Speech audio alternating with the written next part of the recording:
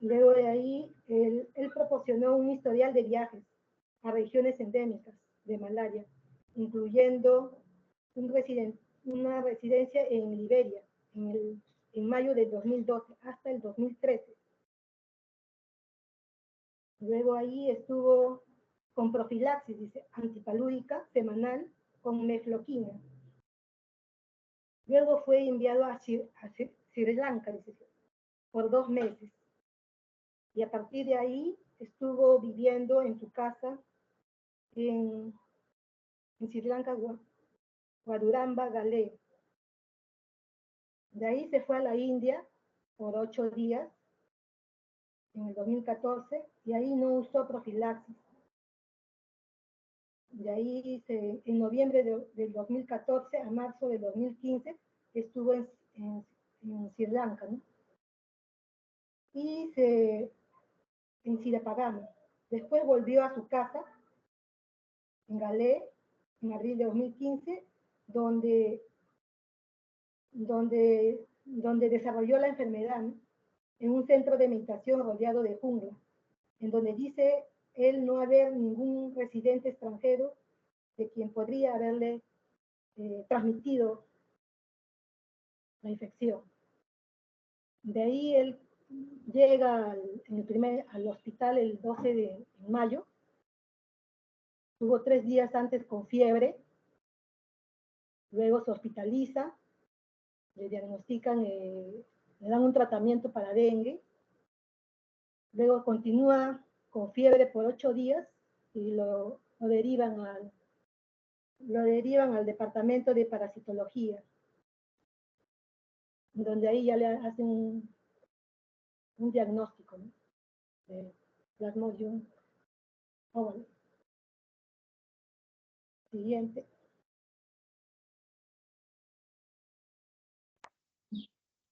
Buenos días, ¿me escuchan? Buenos días.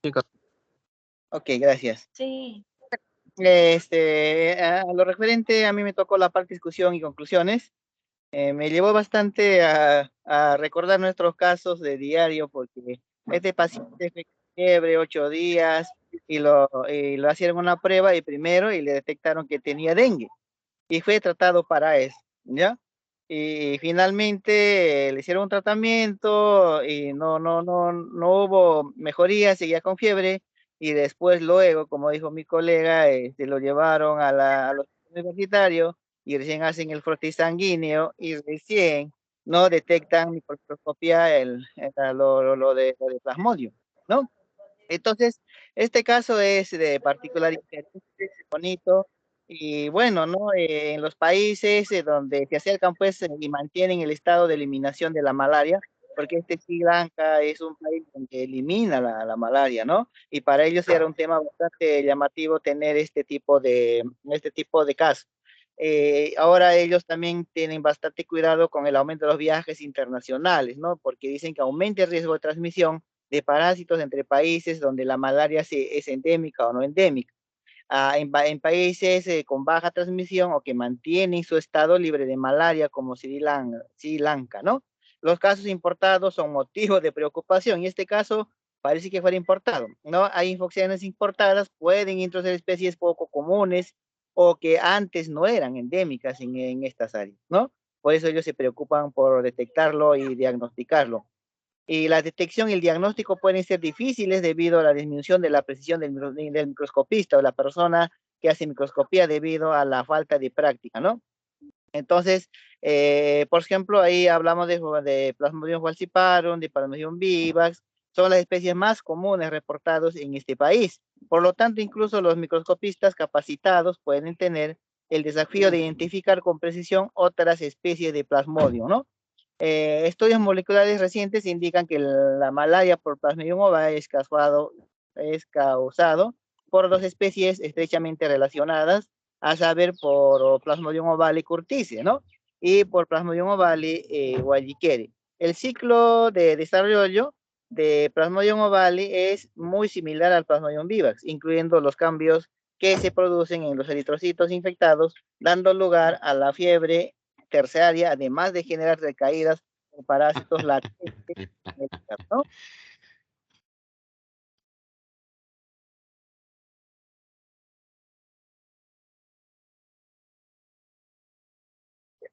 Perdón, disculpen. Continúe, Continuando, ¿no? continúe. Microscópica de los parásitos de Plasmodium ovale con Plasmodium vivas en los brotes de sangre, como ya hemos, ¿no? lo visualizó Edwin, así como en su curso clínico, respuesta al tratamiento podría conducir fácilmente a un diagnóstico erróneo basado en microscopía o a las pruebas rápidas de inmunología, ¿no?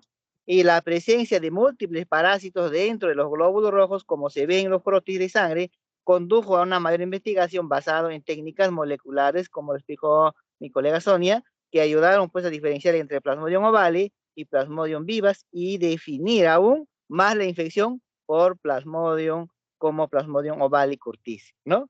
Y si no es por ¿no? Lo que es biología molecular, no se podía, ¿no? Por microscopía no se podía, ¿no? A nivel mundial, las pruebas moleculares en África y otros entornos asiáticos han revelado una mayor incidencia de estas infecciones de lo que se había informado anteriormente. Y recientemente ¿no? Se destacó pues la creciente importancia del Plasmodium ovale y Plasmodium malaria en un entorno de eliminación de la malaria en China. Anopheles culificacies es el principal vector de transmisión de la malaria en Sri Lanka, ¿no? Es otro tipo, no es como acá, ¿no? Entonces, mientras que el Aedes ictus es un vector secundario. Por lo tanto, la detección temprana, el tratamiento de todos los casos importados se vuelven imprescindibles en presencia de mosquitos y vectores y otros factores ambientales que siguen siendo propicios para la transmisión de infecciones. Por lo tanto, es crucial que cada caso de malaria sea investigado a fondo y que se tomen pues las medidas necesarias para prevenir la reintroducción de la malaria, más que nada pues en estos países que tratan de eliminar este tipo de infección, ya que el Plasmodium ovale no se considera endémico en Sri Lanka y por lo tanto determinar el origen de la importación del parásito sería pues de suma importancia para los esfuerzos de vigilancia. Este paciente había viajado mucho, ¿no? Por eso decíamos este caso importado, visitando áreas endémicas de malaria, tanto dentro o como fuera de las costas del país. La profilaxis supresora proporcionada por la mefloquina es eficaz contra Plasmodium falciparum, pero no previene las recaídas causadas por Plasmodium ovale, ¿no? Por lo tanto, una infección por Plasmodium ovale adquirida mientras residía en Liberia podría haber recaído varios años después. Es necesario establecer técnicas precisas para esto, ¿no? Para el diagnóstico molecular en Sri Lanka, para detección y diagnóstico de todas las especies. Para concluir, diría, pues, como les comentaba al inicio, nosotros vemos estos casos casi a diario en nuestros labores diarios, ¿no? A ver, viene paciente con signos y síntomas clínicos y le piden pruebas de laboratorio y finalmente quizás hay una reacción, ¿no? De lo que era realmente, ¿no? Este paciente, ¿no? Detectaron dengue, seguía con problemas y tenían que ellos hacer otro tipo de pruebas, ¿no? Y a cuántos nos pasaba, ¿no? En una de las clases comentaba, profesor, yo no soy especialista en biología molecular, pero hacía FILMARRAE, ¿no? Que son PCR múltiples, me parece, donde los médicos esperaban ¿no? Una respuesta de laboratorio distinto a lo que yo reportaba y la detección ahí de los ácidos nucleicos era distinto, ¿no? Y cambiaba el curso del tratamiento, todo ello, ¿no? Entonces, es interesante, como les acabo de mencionar, este caso, ¿no? Para poder, ¿no? Aplicar los conocimientos de lo que es laboratorio, no solo con la microscopía, la coloración, y también el expertise del analista, ¿no? Porque tiene que tener expertise, ahí lo dice, o sea, ellos podían diferenciar ovale con falciparum, pero no podían definir ¿no? La otra especie que se había detectado gracias a la biología molecular, ¿no? Eso sería todo, colegas y profesor, muchas gracias.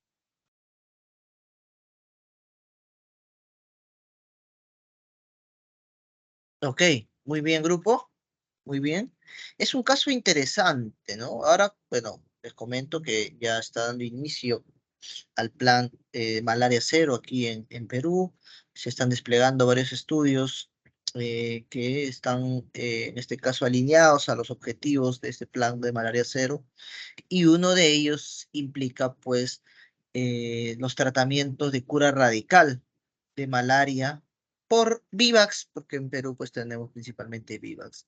Pero en realidad están enfocados a aquellos parásitos que tienen un estadio hepático, ¿no? Como Ovale y Vivax.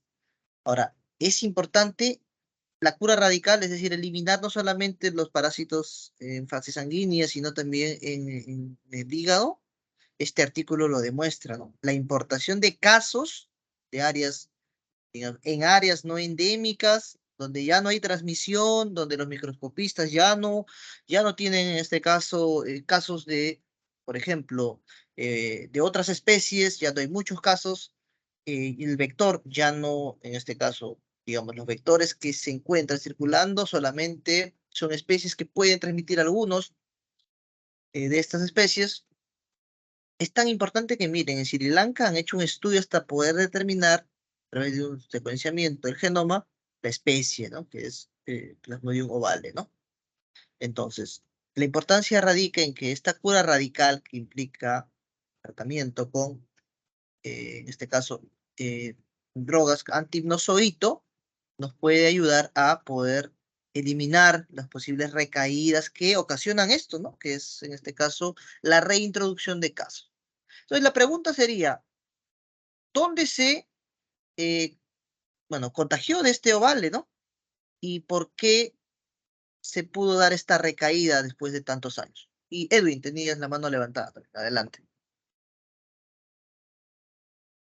Sí, profesor, quería consultar antes de la pregunta. Como mencionó, que acá en Perú se va a hacer un plan cero también, igual que Sri Lanka.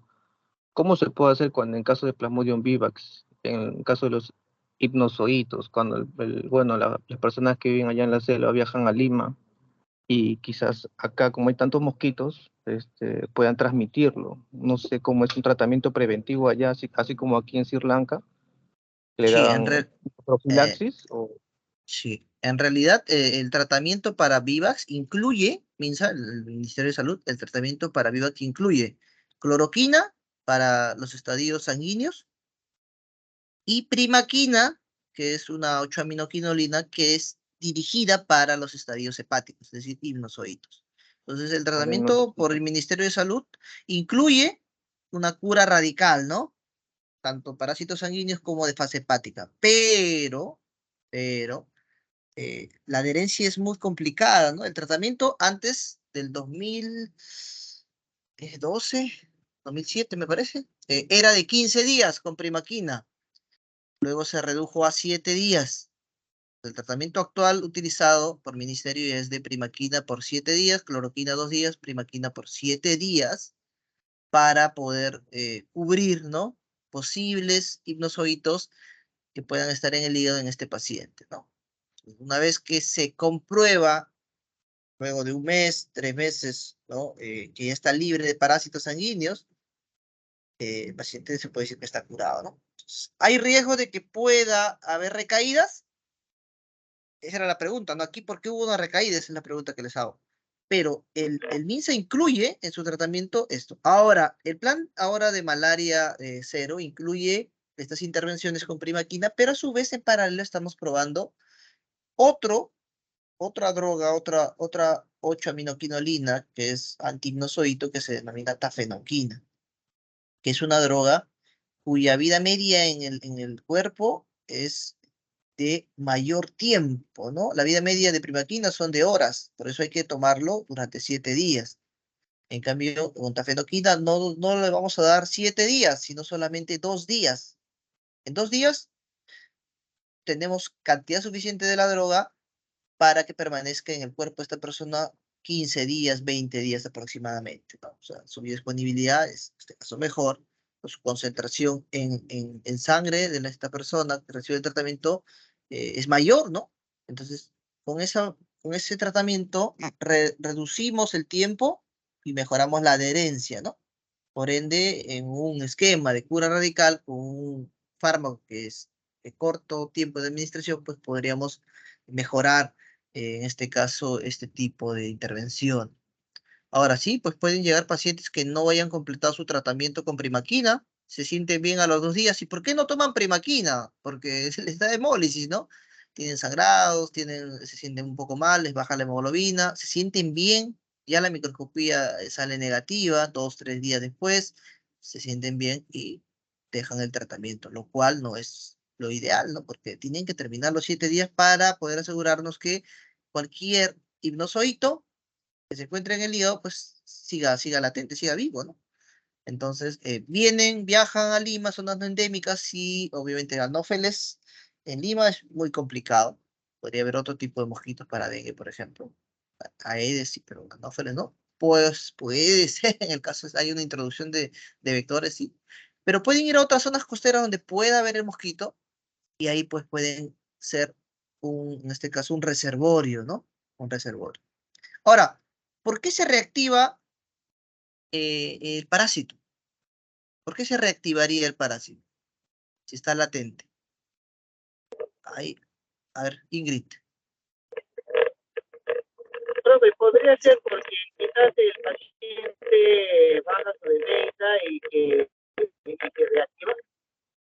Es posible, es posible. La respuesta en realidad es que no se conoce en detalle el mecanismo, no se conoce en detalle el mecanismo. Hay información que les voy a compartir ahora, por ejemplo, ¿no? Hay casos de personas que se curan con cura radicala, viajan a zonas no endémicas y después de años, un año y medio, 2 años, les da una recaída. Puede ser que baje la defensa, es posible, en estos estudios no reportan ello, pero se conoce, por ejemplo, que episodios de estrés, de inflamación hepática, de la presencia de pirógenos en el organismo, estimulan la salida, la activación de los sinusoides y dan la recaída, ¿no? Entonces, el mecanismo exacto no se conoce, pero por alguna razón, puede ser esta, la de, digamos, el parásito cree que hay condiciones en las cuales, digamos, ¿no? Le permite activarse, da un episodio de recaída, que puede ser sintomático, febril, o como ocurre en nuestra Amazonía, ¿no? Las recaídas siguen siendo asintomáticas. Entonces, hay personas que no tienen síntomas, tienen parásitos, pueden en algún momento eliminarlos de fase sanguínea, tenerlos en el hígado, vuelven a reactivarse y aún así no vuelven a ser sintomáticos. Entonces es complicado. Hay personas que viven años, tienen episodios de recurrencia muy seguidos, ¿no? 4 o 5 veces en 3 o 4 años. Entonces es complicado ese escenario aquí en Perú. Ahora, ¿por qué en este caso se da esta recaída? ¿Y en dónde se da el posible contagio de este paciente? Para terminar, porque ya no estamos pasando. El paciente, como mi colega Toño viajaba, y no estoy seguro por qué él había viajado, por ejemplo, ha estado en Iberia, ¿no? Ahí estuvo en tratamiento, ¿no? Porque es imposible que sea contagiado quizás en su país, ¿no? Creo que, no estoy seguro, pero según el artículo, podría haber sido en Iberia, ¿no? Ahí estuvo él. Ya, ok. Pero ¿por qué tiene la recaída? ¿Qué es lo que le dieron? ¿Qué es lo que dieron mal? ¿Qué tratamiento recibió? Le dieron tratamiento para no le dieron para ovales. Así es, ¿no? Le dieron un tratamiento para falcíparo, ¿no? No incluyeron muchísimo menos un fármaco para Ovale o Vivax, y mucho menos un antimnozoíto, ¿no? Entonces, ahí es posible que haya tenido el episodio y obviamente se quedó ahí con los hipnozoitos en el hígado, ¿no? ¿Y cuántos años después se reactiva, no? Casi 4, ¿no? 3 años después, ¿no? No, serían 2 años, ¿no? 2 años después. Y está dentro del tiempo, ¿no? Van en contra. A ver, ¿quién habló? Sí, profe, usted desde 2000, aparte también tiene accidente desde el año 2000, ¿no? Ahí ha estado viajando hasta el año 2015, ¿no? Sí, ahí veo 2013, ¿no? 2012, 2013 hasta el 2015, ¿no? Está dentro del tiempo. Está dentro del tiempo. En este caso, reportes de hasta 2, 3 años de reactivación, ¿no? De recaída por estas especies. Ok, bien, esta es la importancia, ¿no? De poder detectar la reintroducción de casos, ¿no? Y ahora en este plan de malaria cero, pues se busca eliminar cualquier reservorio, ya sea hepático, en estos pacientes con Plasmodium vivax. ¿Ok? Sí, Edwin, adelante. Por eso tengo una consulta. Hablan del Neste PCR, pero nos mencionan de 4 primers, pero no mencionan cómo es que funciona, o cuál es la primera amplificación que se da en este PCR, y la segunda amplificación, cuáles son los primers que utilizaron. Ah, ya, Estamos hablando sí, de una purificación antes, pero de ahí no nos menciona cómo es el procedimiento que se usó, quiénes sí, los cebadores o primers que se amplificaron primero. sí, sí. A ver, déjame ver. Este PCR es el PCR, parece que es el de Rubio que usa el UNR o sea, son dos primers no, es el de zinc, el PCR de zinc. Ya, te lo voy a mostrar para que puedan ver. O sea, hay dos variantes, ¿no? Hay un Nested PCR Multiplex, que es el de zinc, y hay un Semi-Nested PCR, que es el de Rubio. Esos son los que se utilizan más para malaria, ¿no? Y obviamente utilizan una primera ronda de amplificación para, obviamente, el género Plasmodium, y luego utilizan una segunda ronda ya para la especie, ¿ok? Para la especie. A ver, déjame verlo aquí, mostrar el gel, porque en realidad es interesante ver ahí el gel.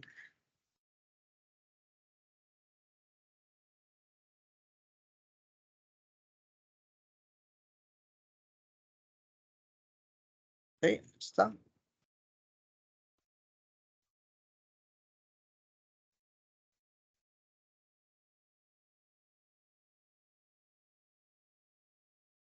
Aquí está. Entonces, a ver,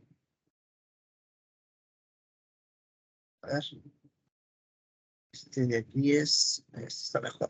Cualquiera de estos dos. Es uno de los más utilizados para malaria. Una gran cantidad de artículos reportan el PCR de zinc. Y otro gran número, el de Rubio, que es una adaptación de ese protocolo, pero utiliza un semi-nested, ¿no? Es decir, un nested son dos juegos de primers. En el semi-nested se utiliza un segundo juego de primers, pero de ese par de primers, uno es el mismo que de la primera ronda. Por eso es semi-nested, ¿no? A ver, voy a mostrar el gel también. Yo lo tenía, pero a ver, déjenme buscar aquí. ¿Mm?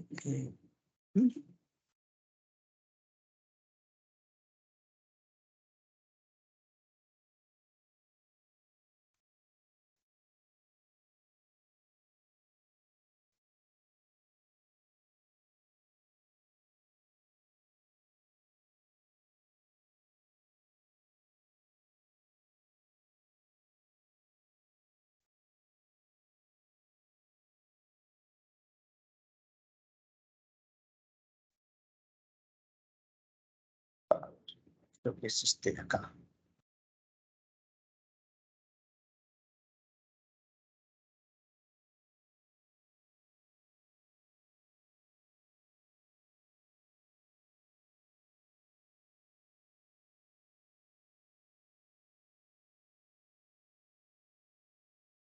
Pues, aquí está. A ver, primero muestro esto y luego muestro el, el, el gel, ¿ya?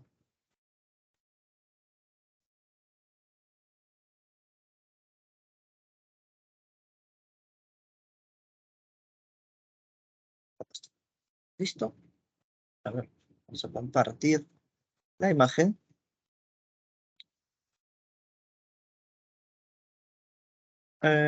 Me parece que está. Confirmen, por favor, si pueden ver.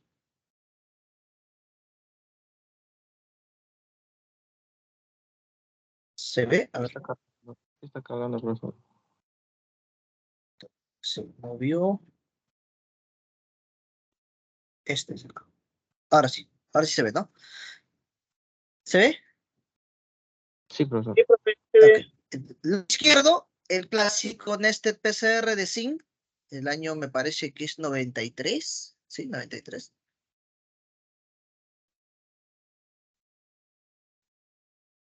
Sí, vamos. 2013 me parece. Hay una versión actualizada. Entonces, se utilizan 2 rondas. La primera ronda, ¿sí?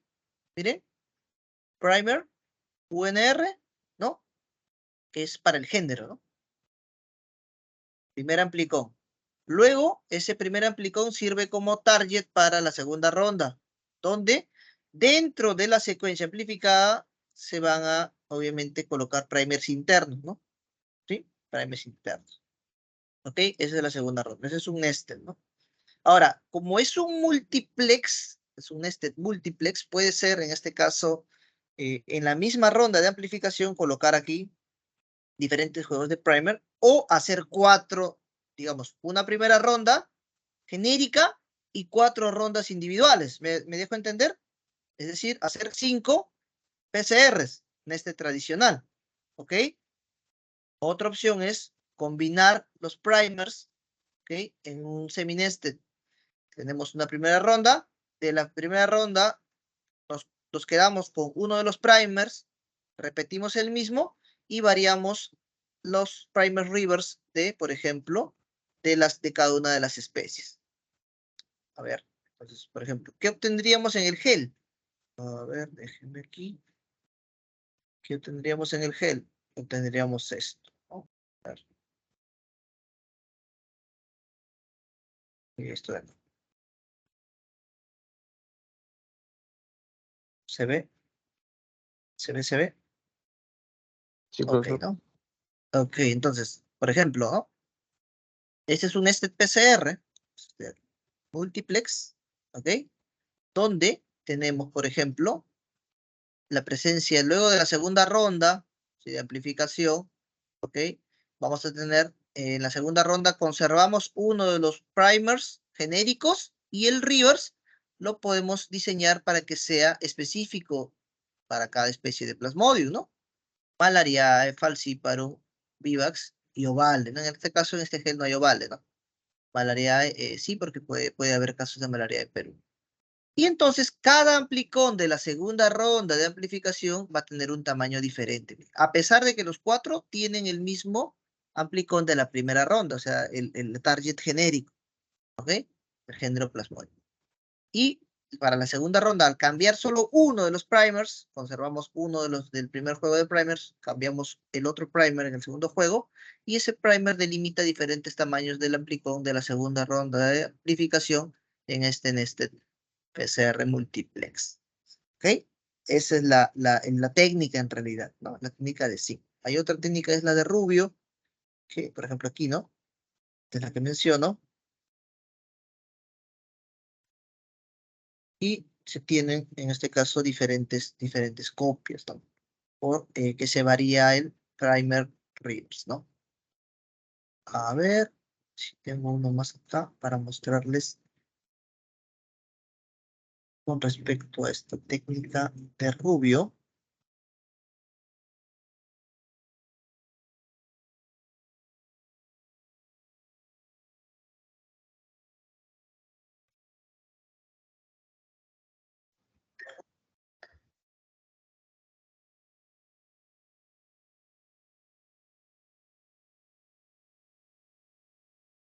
Eso ya no lo vamos a ver después, ¿no? Ya no lo vamos a volver a ver, para que quede bien claro. Y esta técnica es la más utilizada, a pesar de que existe molecular, mejor dicho, PCR en tiempo real, muchos artículos usan todavía esta nested, ¿no? PCR.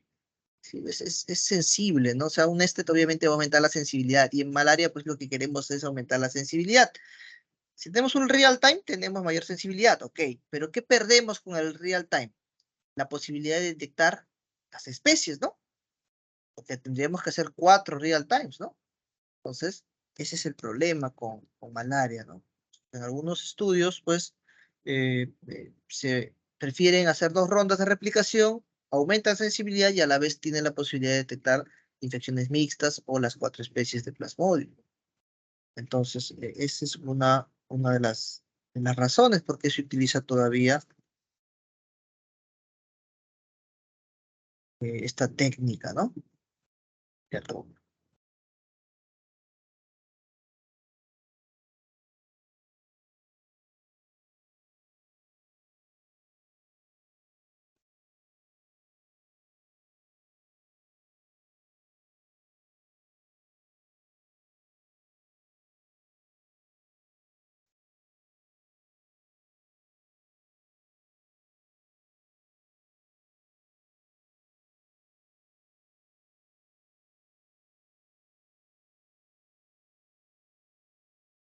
segundo más, si no ya No, continuamos con la siguiente.